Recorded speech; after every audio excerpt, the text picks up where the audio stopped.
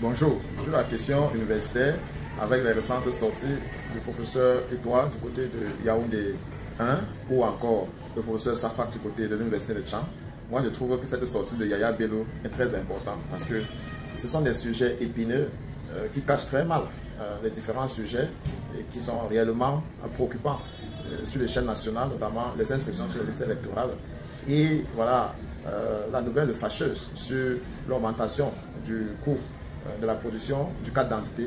Je vous invite à suivre cette analyse pertinente de Yaya Bello. À côté, Yaoundé 2, ça continue. Quel résultat? Alors, je ne veux pas douter de la bonne foi de M. le recteur de l'université de Yaoundé 1, encore moins le décourager. Mais je crains que son acte, aussi héroïque qu'il soit, aussi courageux qu'il soit, ne relève que du simple populisme. Parce qu'il est difficile de voir l'impact qui va suivre là derrière. Parce que là, il s'en prend, je crois, à un problème minime. Avant qu'on arrive à la soutenance ou aux soutenances, est-ce qu'il a interrogé le parcours pour qu'on en arrive? La soutenance, c'est une sorte de formalité. Je parle sous le contrôle des universités ici, c'est une sorte de formalité. D'ailleurs, de toutes les soutenances que j'ai assistées à l'université, personne n'a eu moins de 14. C'est toujours des bonnes notes, c'est une séance de fête. Alors, même s'il il interdit cela dans le milieu, en tout cas sur le campus, en face, personne ne peut empêcher. Donc moi je crois que c'est pas impactant, c'est déjà pas mal. J'ai même envie de dire que c'est un peu insignifiant, malheureusement.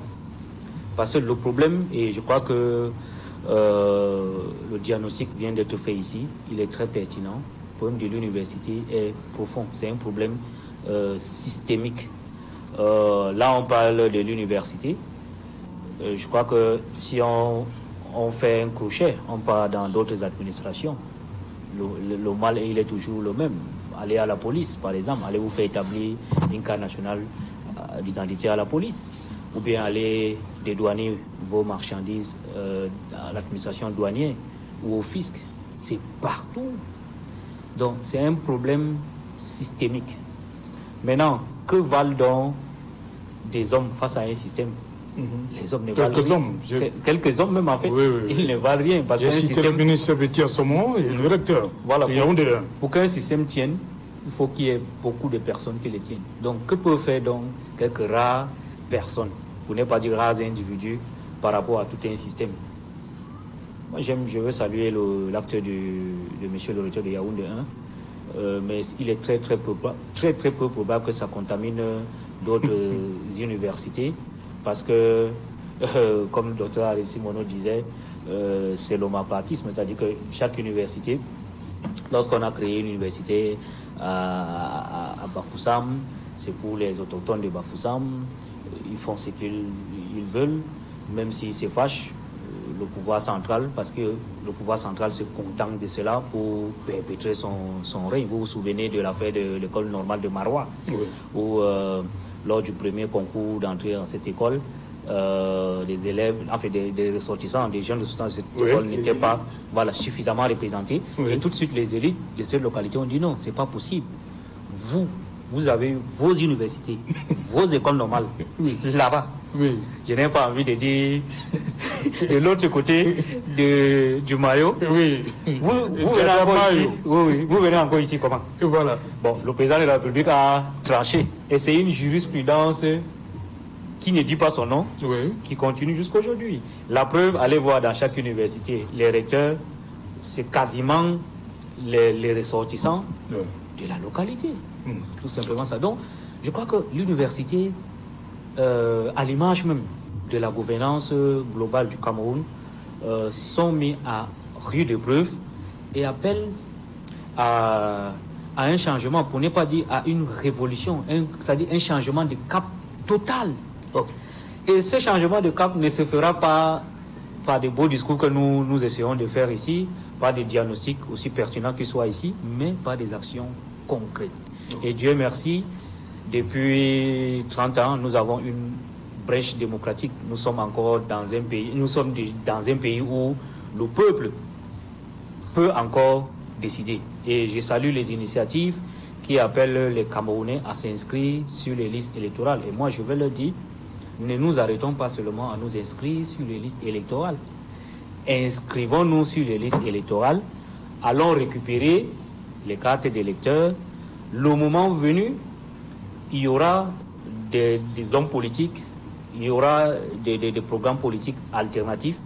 Allez donc choisir un programme, celui-là qui sied à vos aspirations, à nos aspirations actuelles ou alors les aspirations à venir.